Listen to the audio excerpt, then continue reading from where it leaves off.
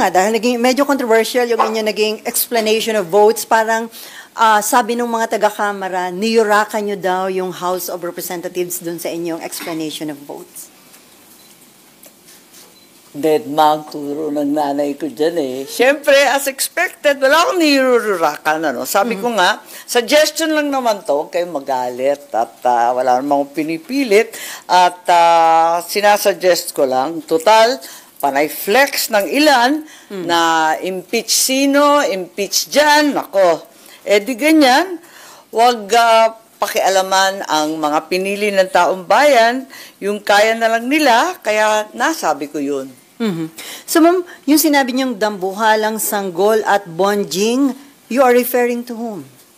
Pambira naman kayo, yung punchline, ipapaliwanag pa. Eh di hindi na nakakatawa yun. And then may panawagan kay Ma'am, suggestion na palitan ang House Speaker sa halip na palitan si BP Sara na ibinoto ng marami nating kababayan. Ano ho yun? Dahil may nakuha kayong feedback na gusto ng palitan si Speaker. Matindi yung ugong eh, pero maraming nag-iintay ng bus-bus, di ba? Nung araw ng SONA, maraming nag-aabang, nababalitaan ko rin yung mga umaalma. Mahal ko ang Kongreso, mahal ko mga kongresista. Yan ang institusyon na pinagsilbihan ko ng pinakamatagal na panahon. Labis-labis nga ang ibinigay kong taon dyan, 12. Bago pa nag-1986, nandyan na ako. Tanda ko na eh. Kaya, ang pagkaalam ko, ang trabaho ng kada kongresista ay pagsilbihan ng kanyang distrito o sektor. Bakit ngayon naiiba yata? Sayang naman, marami namang mahusay na kongresista, talagang nakatutok sa kanilang distrito, tumutulong sa tao, abala sa flood control. Sana, yun na lang pagtuunan ng pansin. So, ma'am, marami kayo nakausap from the House of Representatives saying na gusto na nilang palitan ang House leadership? Maraming abangers, di ba? Sino ba nagsabi nun? Maraming nag-iintay. Pero hindi dumating. Ang bus-bus, yun ang problema. Bus-bus from the palace? Alam niyo, nagbibiruan nga kami dito sa Senado, 24 different republics sa Kongreso. Talaga namang kung minsan, ang sabi nga nung isang matandang kongresista sa akin, marami kami rito, lahat bumuboto. Pero ang tanging botong inaantay ay yung boto ng Malacanang. Siyempre. So, walang naging basbas. So, yung ba, inabangan noong opening ng session? Yun ang dinig ko, hindi ko alam. Okay. Anyway, ngayong naka-archive na ho yung articles of impeachment, sinasabi nga na already dead yung impeachment case against BP Sara at tama po daw bang sabihin na Senado ang pumatay sa articles of impeachment? Well, we archived it, that's for sure. Pero maliwanag naman sa sentimiento ng lahat kung ano yung utos ng Korte Suprema, masusunod. Kung may himala na mangyari at mag-reverse ang 13 justices, talaga naman susunod din kami doon. So it means kahit naka-archive, mabubuhay pa yun. Pero another motion daw yun, ma'am. Another botohan para buhayin? Hindi ko alam. Dahil ako hindi ako naniniwala mangyayari yun eh. Kasi sinasabi nga, antayin yung 3 TRO, abang ay yung 3 MR, tapos yung TRO. Palagay ko. Malabo na yun. Malabo na yun. Magti-TRO ba naman? Temporary relief pa ba naman ng sabi na nga eh. Wala namang hindi maliwanag sa pagkasabi na talagang immediately, di ba? Immediately executory. Ano pang itatanong doon? Pero hindi daw sinabi na final and executory, sabi ng iba. Yun na rin yun.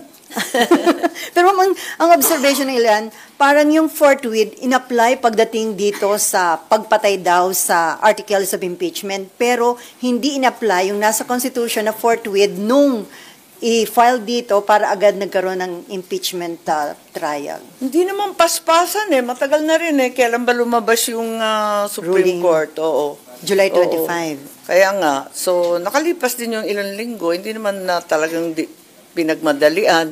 Yung dati, di ba nag-recess rin kami eh. Talaga naman last hour of the last day eh. Talagang nag-recess, may election pa. Eh, anong gagawin mo? Ay, mambalikan ko lang, na-offend ka ba nung may mga nag-thumbs down after your explanation of votes kagabi? Hindi ko napansin, sorry. Hindi ko napansin eh. Si SP Jinggoy ang nakakita. Hindi ako makareact. Walang impact sa akin eh. Hindi ko nakita eh. Tuloy-tuloy nga ako eh. Tuloy-tuloy. Sabi nga ni Pro Temp na hihintuin daw ako. Eh kaso dire-diretso lang ako magsalita pagkat hindi ko nga napansin. Pero bali wala sa inyo, ma'am, yan. Wala, sanay na tayo eh. And then, ma'am, sinasabi Pero na... wag sanang umasta ng ganon sa Senado. Hindi maganda, no? Dapat irespeto. So, kahit papano, di ba? And then, ma'am, sinasabi na historical yung ginawa niyong botohan kagabi. At sa tingin niyo, acceptable sa ating mga kababayan yung naging decision ng Senado dun sa articles of impeachment? Palagay ko, wala nang desisyon, wala nang magagawa ang Senado at naghatol na ang Korte Suprema. Alangan naman, yung mga mambabatas pa ang hindi susunod sa batas. And as expected, disappointed po yung lawmakers cannot be lawbreakers, hindi ba? At yung boses ng ating Korte Suprema ay boses ng konstitusyon. So, maliwanag naman yun. And then before Mayan, dahil nga po dun sa nangyari, may hamon si Senator Erwin Tulfo kay VP Sara na magkusa na ipakita sa public yung mga documents kung talaga daw o hindi siya guilty dun sa mga allegations para malaman daw ho ng publiko. Well, sa palagay ko, ang daing pinataw ng mga kaso kay VP Sara. Humaharap siya sa ombudsman, meron pa siyang COA ng mga investigation. Tapos sa lower court, may mga pending pa. So, hindi masasabi na hindi natin malalaman o hindi mauungkat lahat ng dokumento at lahat ng issue tungkol doon. So, I think sa lalong madaling panahon, I'm certain that this will all come to fore. Okay, Mayan.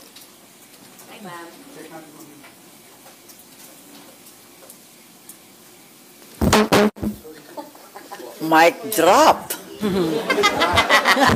Sige. Ma'am, yung kahapon lang was supposed to be an explanation of vote. Bakit po kasama dun sa inyong statement yung sinasabing parang attack daw kay Speaker or attack sa House? Bakit yun naisip na kasama dapat sa explanation of vote nyo yun?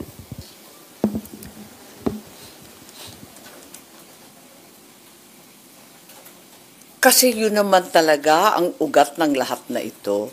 Politika naman talaga. At ambisyon ng isang dambuhalang sanggol. So, hindi lihis sa usapin ang sinabi ko. And you really felt the need na sabihin na yun kagabi sa plenary, ma'am? Bakit? Bawal bang sabihin ang katotohanan? Unparliamentary ba magsaad ng totoo? Ma'am, hindi daw ba body shaming yun? Wala naman akong minura. Wala naman akong pinangalanan. Ma'am, nagkausap na kayo ni VP after last night's vote. Text-text lang. Nagpapadala ng biblical quotation. Sino po nagpadala? Si VP, mahilig yung magpadala ng Biblia eh. Did she say thank you sa nangyari kagabi? What, maybe you know anything about the conversation po? Basta, salamat sa Panginoon. Yun lang. Last on me.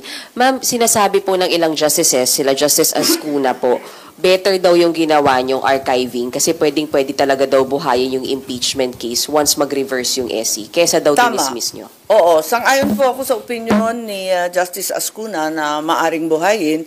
Hindi yung nakatenga na hinihiling ng minority na nakatable.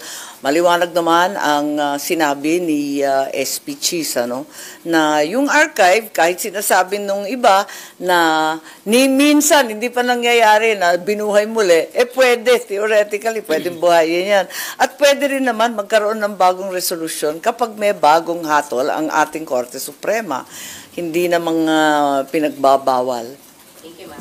Pero ma'am, bakit nga po hindi pa hinintay mag-rule with finality yung Supreme Court? Para sa akin, nakakatawa naman kung mag-iintay na mag-iintay. Sipin mo, talagang yung Korte Suprema iintay pa sila, mag-iintay pa tayo ng first MR, judgment on the first MR, second MR, third MR, kung minsan meron pa. Anong gagawin natin kapag napakarami nitong MR, sunod-sunod, di ba? Kung minsan nagkakaroon pa ng second and third following the first. Ito, iba-iba yung mga pumila.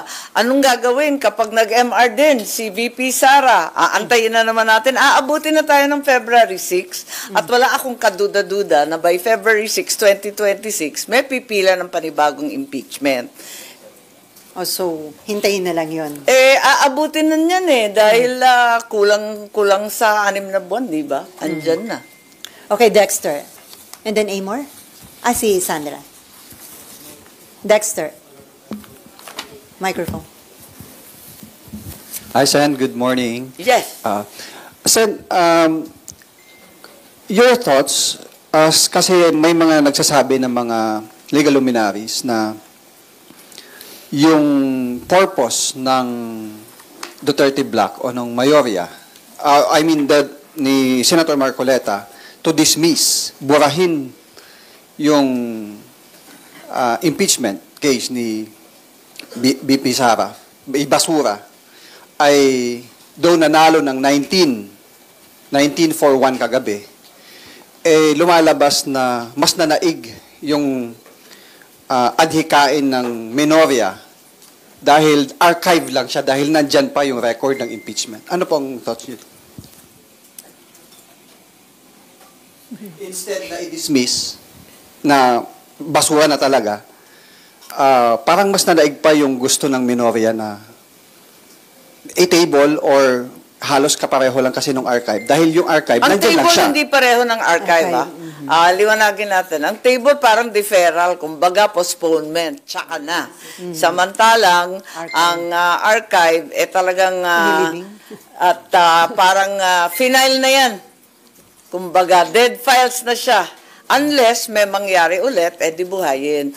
So, iba pa rin. Parang dismiss na rin. Kaya lang, may pagkakataon kung magbago yung Korte Suprema, which is highly unlikely to my mind, that it will be revived if not by pulling out from the archives, but rather from a new resolution or a new effort and initiative on the part of the senators. So it's very unlikely that a unanimous Supreme Court decision will be overturned on motion for reconsideration. In the very unlikely case that it will be overturned, what's the guarantee na hindi rin mag-MR nga si VP Sara? Aantayin ba natin yan hanggang kingdom come? Kung ma-affirm yung decision, what's the guarantee na walang second MR? Meron pa nangyayari, nagkakaroon pa ng third MR. By the time all of these MRs are resolved, siguradong lampas na ng February 6. Meron pang pending na TRO, pero sa akin wala nang wait yun. Pagkat alam naman natin, immediately executory, bakit magbibigay pa ng TRO ang Supreme Court? Yun na nga daw po, it defeats the purpose of dismissing the case and pagsunod doon sa sinabi na immediately executory dahil ab initio from the start walang impeachment, pero nagkasundo ang Senado na nandyan lang yung impeachment, naka-archive lang. Hindi, mabuti nga yun. The whole process of legislation is one of compromise, of give and take. Hence, I think the correction from a dismissal outright to an archiving is correct. Yung sinong manalo matalo, di ko maintindihan, pasensya, kasi hindi naman ganun . Last on my part, kapag nagkaroon na po ba ng finality yung MR sa SC, may mga move pa ba na kailangan gawin para tuluyang ma-dismiss na or mawala na sa record ng Senado yung impeachment dahil naka-archive lang siya kahit na mag-final yung SC? No further action is needed. Except, as we said, in the highly unlikely event that the entire Supreme Court, all 13 justices reverse themselves, in which case we will clearly take action. Ma'am, may mga nagsasabi, nakakahiya daw yung naging decision ng Senate, isinuko daw pagiging independent at parang kinunsinti ang allegation ng corruption o katiwalian laban kay BP Sara. Sa palagay ko, wala kaming kinukonsente, sumusunod lang tayo sa batas at yun nga, patuloy pa rin yung iba't ibang kaso kung saan sigurado akong mabubunyag ang kailangan mabunyag, mapepresenta ang ebidensya na nararapat at malalaman natin sa hunot dulo ang katotohanan ng mga pangyayari. Okay, Sandra. Sandra po, GMA 7. Ma'am, do you agree that the impeachment is as good as dead? Dahil nga po daw, para naman mailabas mo siya sa archive, kailangan din ng pagbutuhan at syempre yung numero na naman ay baka kapareho din kung paano kayo bumoto kagabi. Yes, it's dead, but it's not really buried. But yes, it's dead. In effect, because it's in the archive, but sabi nga ni Justice Ascuna, pwede na mahugutin pa ulit kung magbago ang Korte Suprema. Sumusunod lang kami sa batas at sa Korte Suprema. Kaya nga tinatawag na Supreme Court yan. Alam nga naman na Super Supreme Court pa kami, katulad ni sabi ni SP.